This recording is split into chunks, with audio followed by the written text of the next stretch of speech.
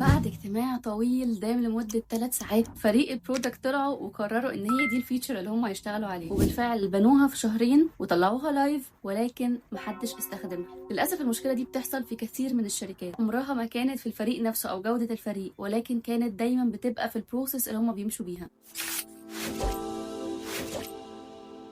اهلا بيكم، انا ندى النادي مؤسسه منصه تجربه. النهارده هنبدا سلسله جديده عن كتاب اسمه Continuous Discovery Habits للكاتبه تيريزا توريز. الكتاب بيهم كل شخص شغال في التك اندستري، وده واحد من اهم المراجع في مجال البرودكت ديسكفري كله. وفي البدايه حابه اشكر مديري باشمهندس محمد امين، لان هو اللي عرف التيم كله على الكتاب ده، وخلانا كمان نعمل حلقات نقاش دوريه عن كل فصل. والكتاب ده بيجاوب عن سؤال واحد محوري: ازاي نبني برودكت بتاعنا صح من الاول بدل ما نبنيه ويفشل ونعيد بناؤه تاني وهكذا. والنهارده احنا هنناقش الفصل الاول والتاني من الكتاب. بدات حياتها ان هي مهندسه فرونت اند، فاول مشروع ليها صممت نافيجيشن لموقع اكاديمي، وقضت فيه 3 ايام بتصممه، وفي الاخر عملت عرض للكلاينت، بس الكلاينت فاجئها وقال لها this is horrible.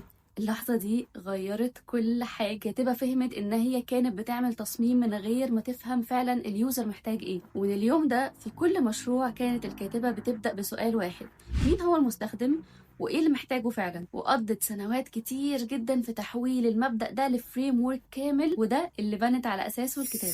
طيب يعني ايه بقى الكونتينيوس ديسكفري؟ تواصل مستمر مع المستخدم بشكل اسبوعي على الاقل، عشان تقدر تكتشف فرص حقيقيه وتختبر فرضياتك بشكل سريع وصحيح. والكاتبه بتعرفه بجمله واحده بس، وكانت بتقول: at minimum weekly touch points with customers by the team building the product where you are making and evaluating decisions. طيب ايه الكلمات الاساسيه في اللي هي قالته؟ احنا نجتمع مع اليوزرز اسبوعيا، وان الفريق هو اللي يبني، واننا بنستخدم قرارات مش بس مجرد ملاحظات. والمهمه دي او التاسك دي عمرها ما كانت للبرودكت مانجر لوحده. الكتاب بيقول ان الاكتشاف او الديسكفري لازم يتم من خلال برودكت تريو، واللي بيكون مكون من 3 اشخاص. اول شخص هو البرودكت مانجر، وهو اللي بيحدد الاوتكم. تاني شخص هو الديزاينر، وهو هنا بيشمل اليو اي يو اكس ديزاينر او برودكت ديزاينر، وكمان الكونتنت ديزاينر اللي هو احنا اليو اكس رايترز، ودورنا هنا نفهم اليوزر اكسبيرينس كامله. وثالث شخص هو الانجينير، وهو دوره يعرف ويحدد الامكانيات او الحدود الامكانيات بتاعته بالظبط في بناء البرودكت ده. التريو ده المفروض ان هم يشتغلوا مع بعض من البدايه، مش كل واحد لوحده او كل واحد يشتغل على جزء ويسلمه للتاني وهكذا. هنا 6 حاجات لازم تكون موجوده في المايند سيت بتاعتنا كبرودكت تريو. اول حاجه الاوتكم اورينتد، الهدف لازم يكون نتيجه بتعود بالنفع على المستخدم والبيزنس، مش مجرد انا طلعت بفيتشر وخلاص. تاني حاجه الكاستمر سنتريك او اليوزر سنتريك، يعني ما ينفعش ان انا افترض افتراضات عن اليوزر واقول اكيد هو فاهم الكلام ده، او اكيد مش هيحب الديزاين ده، او اي افتراضات، او ان انا ابدا احط نفسي مكانه وابني الاسامبشنز بتاعتي على احساسي مش على كلام اليوزر الحقيقي. تالت حاجه هي الكولابوريشن، يعني لازم نتعاون مع بعض ونشتغل بالتوازي مش سيكونشال كل واحد بيخلص حاجه ويسلمها للتاني. رابع حاجه هي الفيجوالز، مهم جدا اننا نرسم ونتخيل مع بعض الواير فريمز، نتخيل احنا عايزين نوصل لايه، مش كل حاجه تكون دوكيومنتس وقراءه وبس. خامس حاجه الاكسبيرمنتال، يعني لازم اننا نختبر اللي احنا بنعمله ده اول باول، مش لما نخلص كل حاجه ونبني برودكت ونطلعه لايف وبعد كده نبدا نعمل له تيست ونكتشف اننا في حاجات ايرلي ستيج كان المفروض نعدلها من بدري. كونتينيوس، يعني كل اللي احنا قلناه ده هنعمله بشكل مستمر وبشكل دوري، مش على قد التسليم وخلاص. في نهايه الفصل بقى الكاتبه بتدينا تبس كده عباره عن 3 خطوات تبدا بيهم النهارده كبرودكت مانجر. اول حاجه ان انت تبني التريو بتاعك، تتكلم مع الديزاينرز والانجينيرز وتقول لهم عايزين نفكر مع بعض في قرارات البرودكت، ويفضل ان انتوا تبداوا بقرار واحد صغير وبعد كده تزيد مع الوقت. تاني حاجه حدد هدفك باوتكم مش بفيتشر، يعني بدل ما تقول انا عايز نبني فيتشر اكس، قول مثلا عايزين نزود مقياس واي بنسبه زد. تالت حاجه لازم تتكلم مع اليوزر، خطط لمحادثه على الاقل محادثه واحده بس في اقرب وقت، ممكن يكون حد من صحابك او عيلتك، مش لازم تحتاج اذن رسمي عشان تعمل ده. وفي النهايه لو الفيديو ده اضاف لك حاجه ما تنساش تشترك في القناه عشان ما يفوتكش باقي السلسله. كل اسبوع هنفك لغز تشابتر من الكتاب ونقدر نحوله لخطوات حقيقيه بنطبقها في شغلنا. تخيل ان جالك كلاينت وقال لك احنا عايزين نزود الريفيوز كده بشكل عام جدا، فانت هتفضل تفكر وتقول ماشي بس ازاي، و which segment of users المفروض استهدفها، وفي اي تايم فريم، وايه كل العناصر او الاليمنتس اللي في ايدك تعملها كفريق منتج. للاسف لو الاوتكم او النتيجه النهائيه اللي عايزين نوصلها مش محدده صح من الاول، فكل اللي هتبنيه بعد كده هيكون غلط. أهلا بيكم، أنا ندى النادي مؤسسة منصة تجربة. في الفصل الأول والتاني اتكلمنا عن ليه مهم نتبنى عادات الاكتشاف المستمر. النهاردة بقى هنتعمق أكتر في الخطوة الأولى لتحديد الأوتكم الصح، وده الفصل الثالث من كتاب Continuous Discovery Habits. لما الكاتبة كانت بتكون فريق المنتج كانت بتسأل السؤال ده أول حاجة: إيه هو ال desired outcome بتاعكم؟ إيه الحاجة اللي تتمنوا إن أنتوا توصلوا لها، النتيجة اللي تتمنوا إن أنتوا توصلوا لها؟ أغلب التيمز كانت بتجاوب عايزين نطلع الفيتشر الفلانية، بس ده عمره ما كان outcome، دي output. والفرق بين الاتنين بسيط بس مهم جدا. ببساطة احنا عندنا 3 أنواع من الاوتكمز: البيزنس outcomes، ودي النتائج التجارية، يعني اللي الشركة بتحتاجه عشان تحقق حاجة معينة زي الريفينيو، ريتنشن، churn، بس الفريق مش دايما في ايده التحكم المباشر فيها. تاني نوع وهو البرودكت اوتكمز، ودي بقى نتائج المنتج، يعني عايزين سلوك معين يتغير عند اليوزر جوه الديجيتال برودكت نفسه، زي مثلا زياده الانجيجمنت، زياده الكومبليشن ريت، زياده الاكتيفيشن، وهنا بقى الفريق بيكون عنده التاثير المباشر عليها. ثالث نوع وهي التراكشن ماتريكس، وهي معناها مؤشرات التتبع، ودي مش مجرد اوتكم ولكن هي علامات ومؤشرات للاستخدام، زي مثلا عايزين نزود الساين ابس او نعلي الداونلودز. الخطأ الشائع هنا بقى اننا بنتعامل مع التراكشن متريك دي كانها هدف عايزين نوصل له، فمثلا ممكن نقول عايزين يكون عندنا 1,000,000 داونلود خلال الشهر ده كده مش اوتكم، بس دي كده تراكشن متريكس. السؤال الحقيقي بقى ايه اللي هيتغير في حياة المستخدم بعد زيادة الداونلودز دي؟ الكتاب بقى بيناقش كذا مبدأ مهمين جدا. اول مبدأ معانا هو التو واي دور. بمعنى ايه؟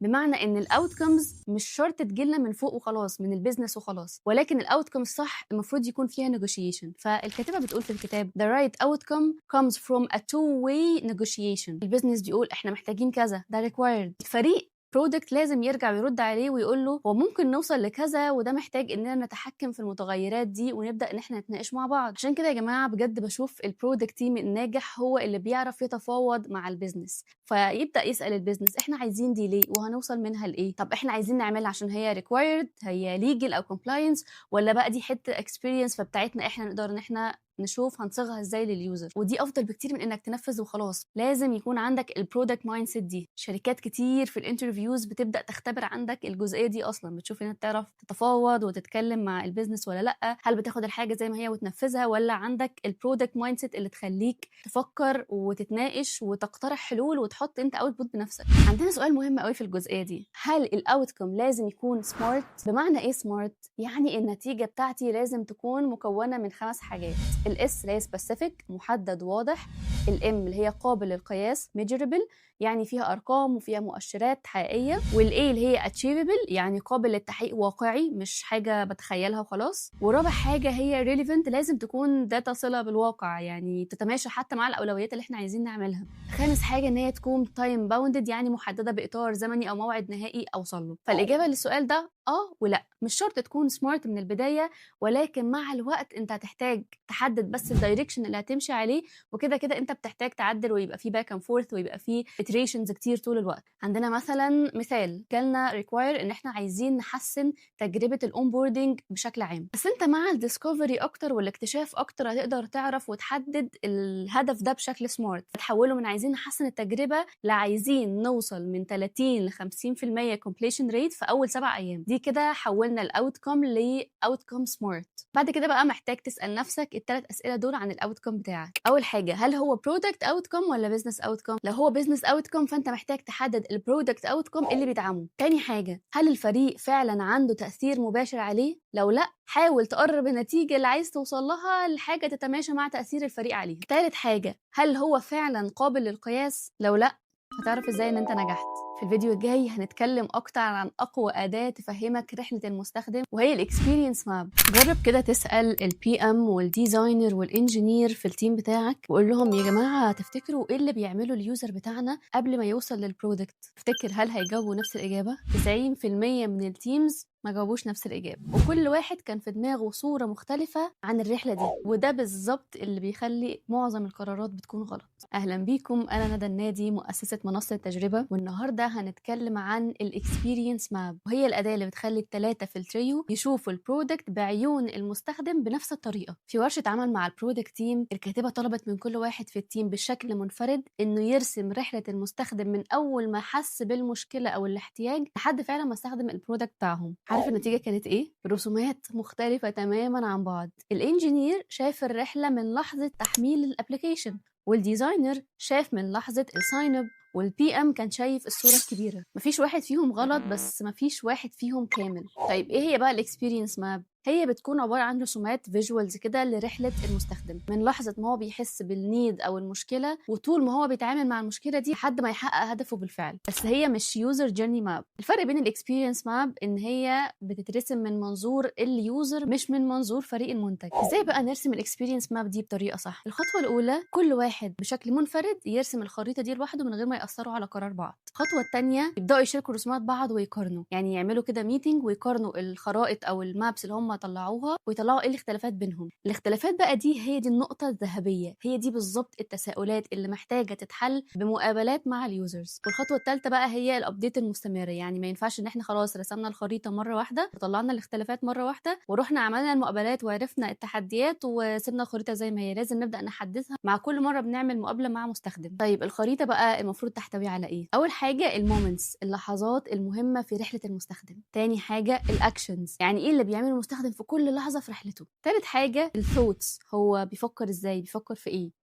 رابع حاجة الايموشنز، هو ايه اللي بيحس بيه اثناء الرحلة. خامس حاجة هي البين بوينتس، يعني نقاط الالم والاحباط او الفرستريشن اللي هو بيعدي بيها. تلخيص سريع لتمرين خريطة ال 30 دقيقة. هتحتاج تتواصل مع بي ام والانجينير والديزاينر من التيم بتاعك، تطلب منهم ان كل واحد لوحده يرسم رحلة المستخدم بشكل منفرد من اللحظة اللي حس فيها بالمشكلة لحد ما بعد استخدام المنتج. بعد كده تبداوا تقارنوا الخرائط مع بعض وتدونوا الاختلافات. كل اختلاف تطلعوه معناه سؤال محتاجين تسالوه لليوزر. الفيديو الجاي بقى هنعرف ازاي نعمل المقابلات بتاعه اليوزرز اللي بتجيب لنا فعلا انسايتس حقيقيه، مش مجرد كلام بيتقال لنا بشكل عام. تخيل انك بتسال اليوزر بتاعك وتقول له هل هتستخدم الابلكيشن، فهيقول لك يعني شكله مفيد، وبعد اللانش تلاقي عندك 0 يوزرز. المشكله هنا مش في البرودكت نفسه، ولكن المشكله كانت في السؤال. اهلا بيكم، انا ندى النادي، مؤسسه منصه تجربه، والنهارده هنتكلم عن واحد من اهم العادات في كتاب Continuous Discovery Habits، وهي المقابله المستمره مع اليوزرز. وهنعرف ازاي نسال السؤال الصح اللي فعلا يجيب لك الاجابه الصح. الحكايه بدات ان الكاتبه كانت بتشوف تيمز كتير بيعملوا يوزر انترفيوز، بس النتائج كانت دايما بتكون ضعيفه. طب ايه السبب؟ ان الاسئله نفسها كانت هايبوثيتيكال، يعني بنسال اليوزر هل تحب لو المنتج عمل كذا، هل هتدفع مقابل الخدمه دي. الاسئله كلها عن المستقبل، ولما بنسال عن المستقبل الاجابات بتكون غير موثوقه، لان هنا المستخدم بيجاوبك على اساس هو بيتمنى انت تعمل ايه، مش ايه اللي انت عامله بالفعل. فبالتالي محتاج تساله عن الماضي. وبالمناسبه ده جزء كبير جدا من دورنا كيو اكس رايترز في فريق الديسكفري، اننا نعمل اعاده صياغه للاسئله دي. الاسئله بقى اللي هتروح ليوزر انترفيو، هتروح يوزابيلتي تيست، هتروح سيرفيز. احنا مسؤولين ان الاسئله تطلع بشكل واضح وتو ذا بوينت واوبن اندد كويشن. الكتاب بيشرح لنا كذا مبدا هنا. اول مبدا اسمه الستوري بيزد انترفيوز، يعني بدل ما تسال اليوزر عن رايه او حاجه في المستقبل، اطلب من اليوزر ان هو يحكي لك قصه حصلت معاه بالفعل. بدل ما تقول له هل تجد صعوبه في تنظيم مهامك، قول له احكي لي كده عن اخر مره حاولت تنظم مهامك، ايه اللي حصل بالظبط. الجمله السحريه هنا احكي لي عن اخر مره، دي بجد بتفتح باب لتفاصيل حقيقيه، سياق حقيقي، مشاعر حقيقيه، ومشاكل عمرك ما كنت هتتخيل ان هي موجوده عند اليوزر ولا كانت هتيجي في بالك. تاني مبدا عندنا هو مبدا الانترفيو سناب شوت. بعد كل مقابله مع اليوزر محتاج تعمل حاجه اسمها الانترفيو سناب شوت،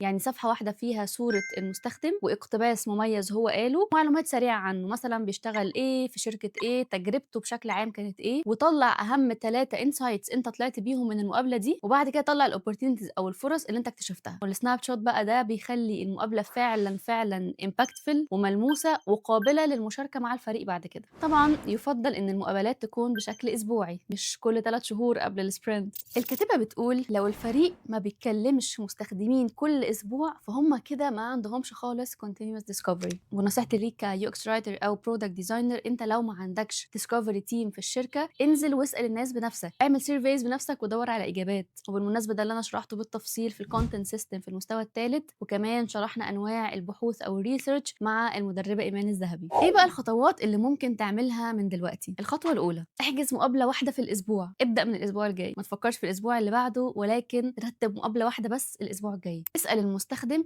احكي لي عن اخر مره واجهت فيها المشكله الفلانيه والمشكله دي اللي انت عايز تحلها، ايه اللي عملته بعد كده وايه كان اصعب جزء في الموضوع ده. بعد المقابله اعمل سناب شوت في 15 دقيقه وشاركها مع التيم. في الفيديو الجاي هنبدا في البناء اللي اكتشفته الكاتبه، ونتعلم بقى ازاي نرسم شجره الفرص اللي هي Opportunity Solution Tree او ال OST. عندنا فريق بيجمع انسايتس من العملاء بعد كل مقابله، لدرجه ان هم عاملين ليست طويله جدا من المشاكل ومش عارفين يبداوا منين. الخطأ ده بيتكرر تقريبا في كل مكان، والحل بمنتهى البساطه انك محتاج نظام يرتب الاوبورتيونيتيز دي، مش ليست. انت محتاج شجرة. أهلا بيكم، أنا ندى النادي مؤسسة منصة تجربة، والنهاردة هنتكلم عن الفصل السادس والسابع، ودي أقوى أداة في كتاب Continuous Discovery Habits، واللي هي ال Opportunity Solution Tree أو ال OST. الكاتبة بتقول إن في فرق كبير بين التيم اللي بيعمل interviews وبعدين يحط المشاكل كلها في ليست طويلة، مشكلة واحد، مشكلة اتنين، مشكلة تلاتة، وبعد كده كل واحد من الفريق يجي يقول أنا شايف إن دي المشكلة الأهم اللي إحنا نشتغل عليها، ويبدأ يديبيت ويتخانق بدون أي أساس. ال OST بقى هو حل المشكلة دي. فبدل ما يكون عندك ليست طويلة من المشاكل، انت محتاج يكون عندك شجرة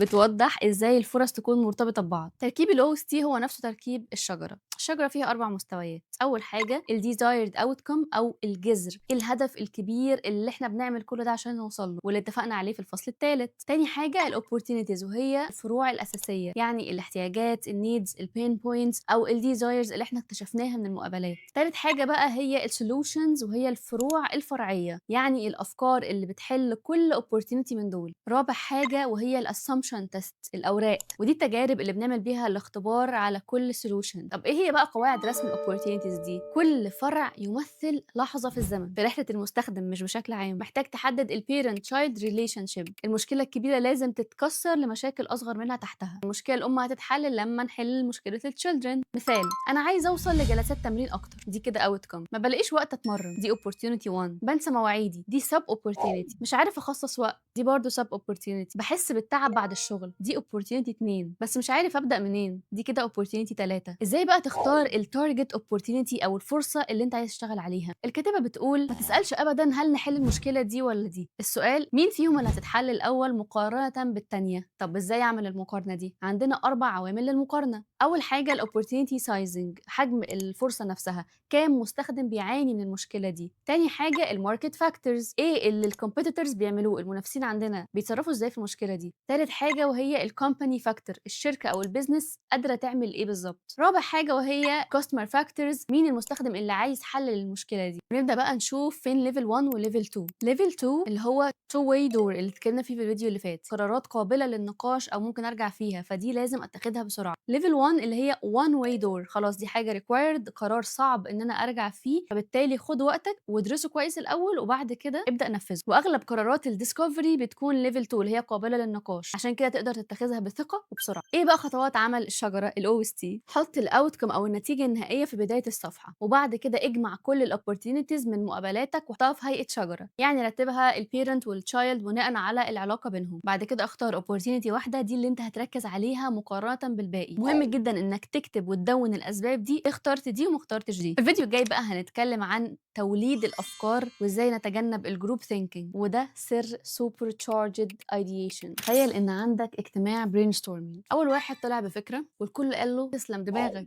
وبنوا على اساسها بقى كل حاجه بعد كده. هل ده كده اسمه ايديشن؟ للاسف لا، ده كده اسمه جروب ثينك. اهلا بيكم، انا ندى النادي مؤسسه منصه تجربه، والنهارده هنتكلم على سوبر تشارجد ايديشن، ودي الطريقه الصح لتوليد افكار تتجنب فيها اكبر فخاخ التفكير الجماعي. وده الفصل الثامن من كتاب Continuous Discovery Habits. في ورشه عمل الكاتبه طلبت من التيم يفكروا في حلول لمشكله معينه بيواجهها المستخدم. اول ما حد طلع بفكره الكل بنوا على الفكره دي باقي الافكار، وفي النهايه خرجوا ب3 افكار متشابهه جدا. لما غيروا الطريقه وكل واحد فعلا فكر لوحده، خرجوا ب15 فكره مختلفه تماما عن بعض. فعشان كده الجروب ثينكينج بيقتل التنوع، والتنوع هو اللي بيديك الفكره الصح. عندنا طريقه الانديفيدوال شير ريبيت، يعني الخطوه الاولى كل واحد يفكر لوحده، كل واحد في التريو يكتب افكاره بشكل منفرد بدون ما ياثر على الباقيين. طب ايه الهدف هنا؟ اننا نوصل لاكبر عدد ممكن من الافكار المختلفه. تاني خطوه ان كل واحد يبدا يشارك الافكار بتاعته قدام التيم كله. اهم حاجه ممنوع النقد تماما، مسموح لك بس انك تسال اسئله للتوضيح. الخطوه الثالثه هي بقى تكرار الجوله اللي احنا شرحناها دي. بعد ما الكل سمع الافكار من بعض، كل واحد يحاول يفكر تاني، وهنلاحظ هنا ان الافكار الجديده بتتبني على اللي شاركناه مع بعض في الخطوه اللي فاتت. الخطوه رقم 4 بقى هي اننا نوصل لثلاث افكار ونعمل لها دوت فوت. بمعنى ايه؟ ان كل واحد يحط نقطه على افضل الافكار اللي عجبته. الثلاث افكار اللي جابوا اعلى عدد من النقط هي دي اللي هنعمل بيها التست.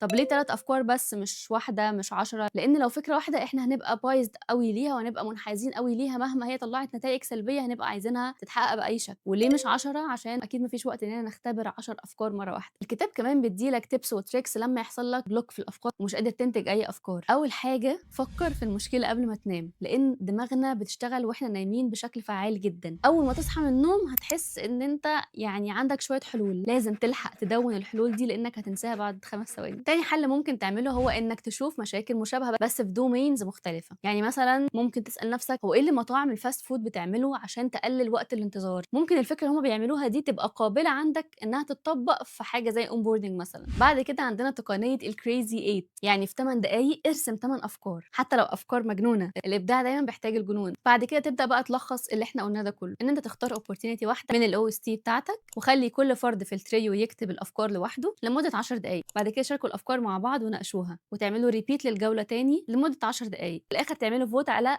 اكتر 3 افكار عجبوكم. في الفيديو الجاي هنتكلم على الخطوه اللي اغلبنا بيتخطاها، وهي الهيدن اسامبشن او الافتراضات المخفيه اللي بتخلي الافكار الكويسه تفشل. كان في فريق اشتغل لمده 3 شهور على فيتشر معينه وطلعوا بيها بالفعل، ولكن الفيتشر دي فشلت.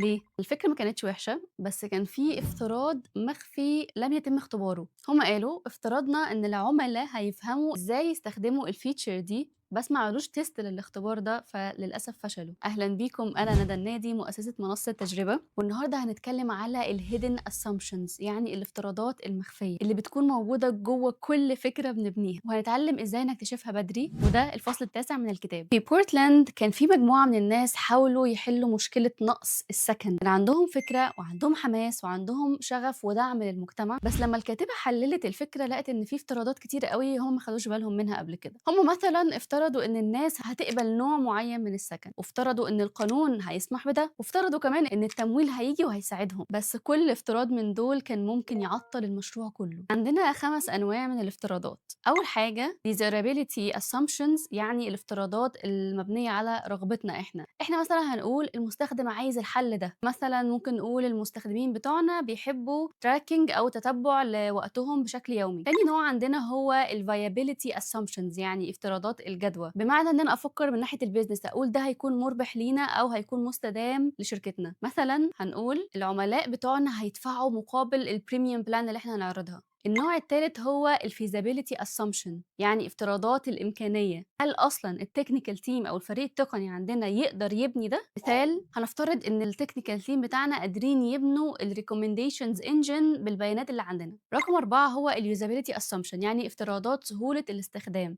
هل المستخدم هيفهم ازاي يستخدم البرودكت او الفيتشر دي؟ مثال، هنفترض ان المستخدم هيلاقي السيتنج بسهوله، ما هي موجوده في كل مكان. رقم 5 هي الإيثيكال assumptions، يعني افتراضات أخلاقية. هل الحل ده ممكن يضر حد؟ مثال، هل الالجوريثم اللي احنا بنبنيها مش هتتحيز ضد فئات معينه؟ الكتاب بيقدم حل، وهي اداه الستوري مابينج لاكتشاف الافتراضات الخفيه دي. ارسم الستوري ماب للسولوشن بتاعك لكل خطوه بيعملها المستخدم، وعند كل خطوه اسال نفسك ايه اللي لازم يتعمل هنا عشان الخطوه دي تتم. كل اجابه هتطلعها معناها افتراض من الافتراضات دي. الاسامبشن مابينج، بعد ما جمعت كل الافتراضات ابدا بقى رتبها على مصفوفه ال2 دي. عندك المحور الافقي والمحور الراسي. المحور الافقي بيبين مدى قوة الأدلة، فالشمال هيبقى الأدلة القوية واليمين هيبقى الأدلة الضعيفة. والمحور العمودي هيبين مدى أهمية الافتراضات دي، فوق هيكون مهم جدا وتحت هيكون أقل أهمية. leap of faith assumptions، يعني اللي في الركن العلوي الأيمن ده الأهم،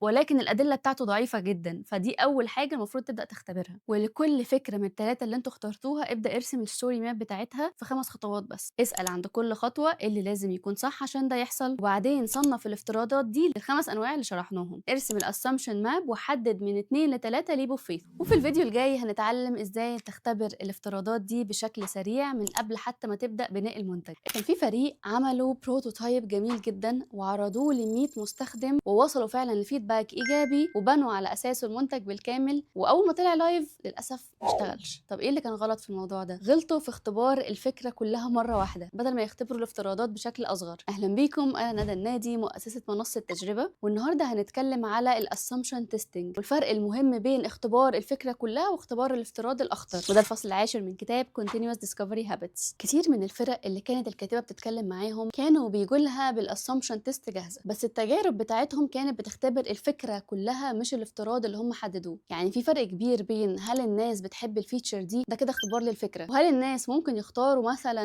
المسلسلات الاكشن لما يكون عندهم اوبشنز كتير، ده كده اختبار للافتراض نفسه. عشان تحل النقطه دي محتاجين اننا نشتغل على 3 افكار مثلا مع بعض ونختبر كل الافتراضات من ال3 افكار دول في نفس الوقت عشان الكونفirmation بايز، عشان لما بنستثمر في فكره واحده بنبدا نشوف ان هي دي الفكره المنقذه مهما كانت هتطلع حاجات سلبيه احنا برضو بندعمها وبنتجاهل اي حاجه ضد الفكره دي. عندنا كده قاعده بتقول لنا simulate and experience evaluate behavior، ان الاختبار القوي بيعمل حاجتين. اول حاجه بيحاكي تجربه حقيقيه مش بيسالك عن رايك، تاني حاجه هو بيقيس سلوك فعلي مش بس بيسمع كلامك وخلاص. مثال، عايزين نختبر ان المستخدمين فعلا عايزين يشوفوا مسلسلات الاكشن على منصه زي شاهد. ما ينفعش اسال اليوزر هو انت بتحب المسلسلات الاكشن، ده كده الاجابه هتبقى opinion بيعبر عن رايه، ولكن المفروض ان انا اعرض له الصفحه الرئيسيه اللي فيها بقى كل حاجه، افلام، رياضه، مسلسلات بكل انواعها، كل الكاتيجوريز اللي فيها، واطلب منه ان هو يختار. انا كده بتست البيهيفير بتاعه او السلوك بتاعه. مهم جدا كمان اننا نحدد معيار النجاح من بدري، هو سكسس ماتريك. يعني قبل ما اشوف اي نتائج الفريق نفسه محتاج يحدد لو في عدد اكس من فئه واي من الناس اختارت كذا،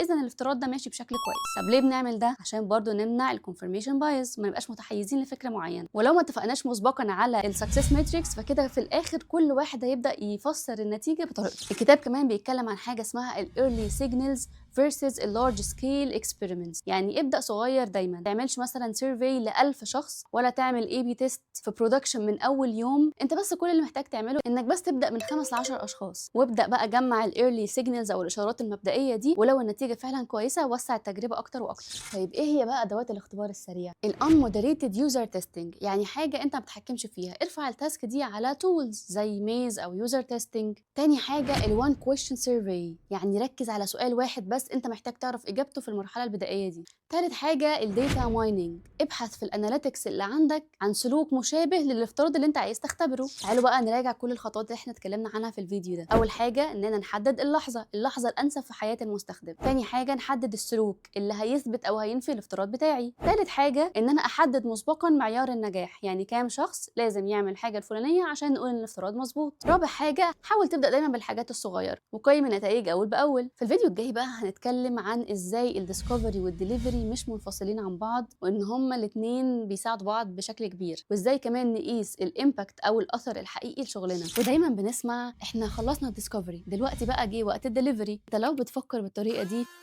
ليه بقى؟ لأن الديسكفري مش مرحلة بيجي لها وقت وتخلص، هي عملية مستمرة، وده سبب اسم الكتاب. يعني حتى لو أنت في مرحلة الدليفري أنت لسه محتاج تعمل ديسكفري برضه. أهلا بيكم، أنا ندى النادي مؤسسة منصة تجربة، والنهارده هنتكلم عن فكرتين مهمين جدا.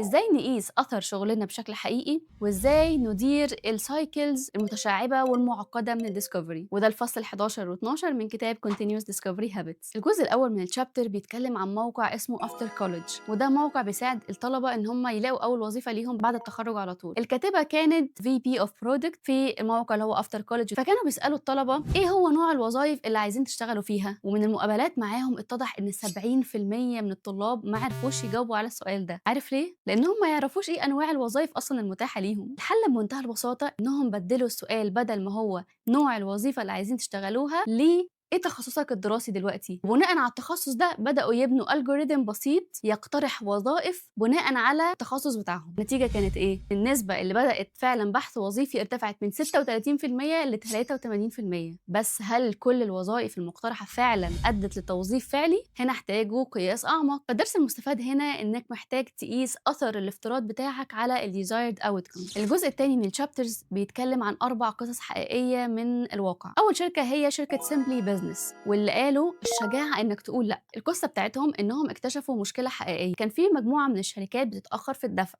جربوا 3 حلول مختلفة، كل حل من ال3 كان بيفشل، ووصلوا ان السبب الحقيقي للفشل هو ان كل الشركات ما كانتش عايزة حد يتدخل بينهم وبين عملائهم. فاللي بيميزهم هنا ايه؟ انهم ما قالوش لا هنجرب اكتر، هم قالوا خلاص الفرصة دي مش لينا، راحوا لفرصة تانية. ده لانهم كانوا بيعملوا اوريدي مقابلات بشكل مستمر، وكان عندهم الاو اس تي جاهزة، فبالتالي كان عندهم اكتر من فرصة بديلة موجودة. القصة التانية لشركة كارماكس اللي قالوا فيها مش كل حاجة لازم تبقى دلوقتي. عملاء كارماكس كانوا عايزين يثقوا في حالة العربية قبل ما يشتروها، فجربوا انهم يضيفوا نصوص توضيحية على صور العربيات على السوشيال ميديا، بس النتيجة برضو ان ده ما كانش بيعمل فرق كافي. طيب ايه اللي ميزهم؟ انهم ما قالوش احنا كده فشلنا او كده هنغير بقى البيزنس كله، هم قالوا الحل ده محتاج بيانات خاصة لكل سيارة، وده مش متاح عندنا دلوقتي، فبالتالي اجلوا القرار ده لبعدين واشتغلوا في الوقت الحالي على فرصة تانية ممكنة. القصة الثالثة لشركة اسمها FCS أمريكا، واللي قالت ان الديجيتال والهيومن مش اعداء. هو بنك زراعي كان عايز يخلي تجربه العملاء كلها عباره عن تجربه رقميه فقط، ديجيتال بس، والمفاجاه ان العملاء ما كانوش عايزين مجرد شات بوت يكلمهم او تواصل ديجيتال فقط،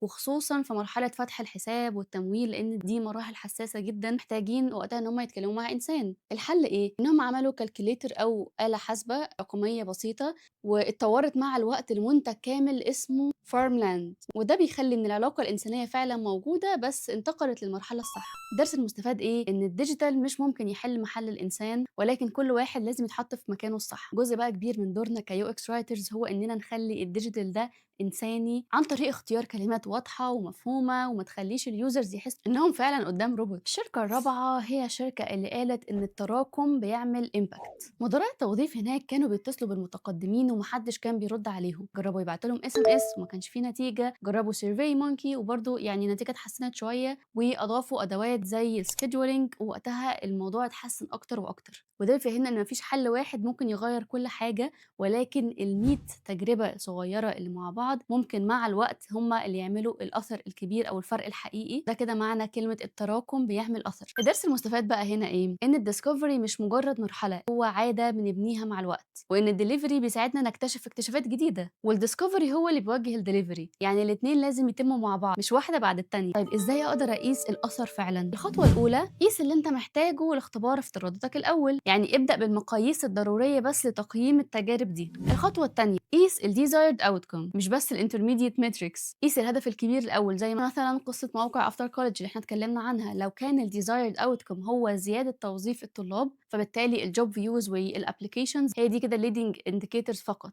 ولكن المقياس الحقيقي اللي كانوا عاوزين يوصلوا له هل الطالب ده فعلا اتوظف. وبالتالي الحل انهم بعتوا ايميل للطالب بعد 21 يوم من التقديم وقالوا له احكي لنا ايه اللي حصل معاك، والشركات اللي انت قدمت فيها تواصلوا معاك ولا لا، وبدأ ان هم يساعدوا الطلبه يحسنوا CV بتاعهم ويحسنوا مستواهم في الانترفيوز مثلا، وهكذا. في نهايه الفصل انت محتاج تسال نفسك 3 اسئله: هل انت فعلا بتقيس الاثر على الديزايرد اوتكم مش على الفيتشر كلها؟ طيب هل لما بتكتشف ان في فرصه غير قابله للتنفيذ دلوقتي، هل بيبقى عندك فرص تانية جاهزه على OST؟ السؤال الثالث: هل انت بتستسهل وتاخد القرارات الصغيره اللي بتجيب نتائج سريعه على حساب القرارات الصعبه اللي ممكن تبني استمراريه اطول للبرودكت؟ في الفيديو الجاي والاخير في الكتاب هنتكلم عن ازاي تقنع الستيك هولدرز، ازاي تبدا حتى لو شركتك مش بتدعم ديسكفري في الشركه. التيم عمل ديسكفري رائع وعمل فكره جديده واختبروا كل الافتراضات والنتائج كانت واعده، بس في النهايه فريق المبيعات رفض الفكرة. أهلا بيكم، أنا ندى النادي مؤسسة منصة تجربة، وده آخر فيديو في سلسلة Continuous Discovery Habits، والنهاردة هنتكلم على الشابتر 13 و 14 من الكتاب، واللي بيناقشوا حاجتين مهمين قوي: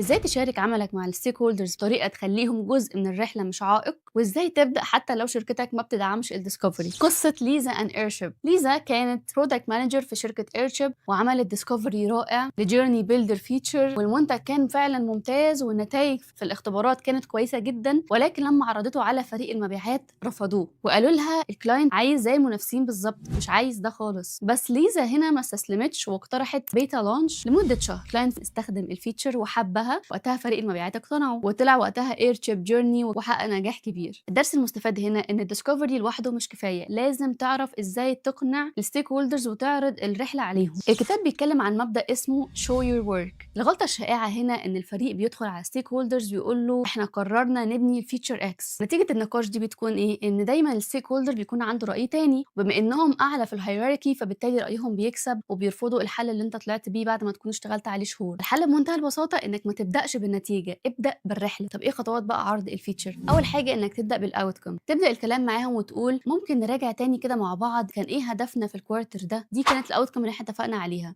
صح ولا في حاجه اتغيرت؟ تاني حاجه محتاج انك تعرض الاوبورتيونيتي سبيس، يعني وريهم بقى الاو اس تي والشجره بتاعتك واسالهم هل في فرص حاسين انها فاتتنا او ما اتكلمناش عنها. تالت حاجه فهمهم التارجت اوبورتيونيتي، قول لهم دي الفرصه اللي احنا اخترناها. استخدم بقى الانترفيو سناب شوتس اللي احنا شرحناه قبل كده وخليهم فعلا يشعروا بالامباثي او التعاطف مع المستخدم الحقيقي. بعد كده اعرض السولوشنز عليهم، قول لهم الثلاث افكار اللي انتوا استقريتوا عليهم واسالهم هل عندكم افكار تانية. وبعد كده ابدا اعرض الاسامبشنز والاختبارات وشاركوهم البيانات اللي انتوا وصلتوا لها واسالوهم تحبوا يكون في ترتيب مختلف، وبعدين ابدا كرر العمليه دي مره تانية. الكتاب بيناقش قانون اسمه highest paid person's opinion. لما بتبدا بالنتيجه فانت كده بتديهم مجال للخناقات والاعتراضات، ولكن لما بتبدا بالرحله وتخليهم جزء منها فانت بتدعوهم للمشاركه وتخليهم يحبوا يتناقشوا معاك اكتر. لو عرضت النتيجه على طول فكانك بتقول انا اعتقد ان اكس هتنجح وهم هيقولوا لك انا اعتقد ان واي هتنجح، ودي هتبقى معركه من الاراء. لكن لو عرضت الرحله كده بالترتيب فالموضوع كله هيبقى بيتقال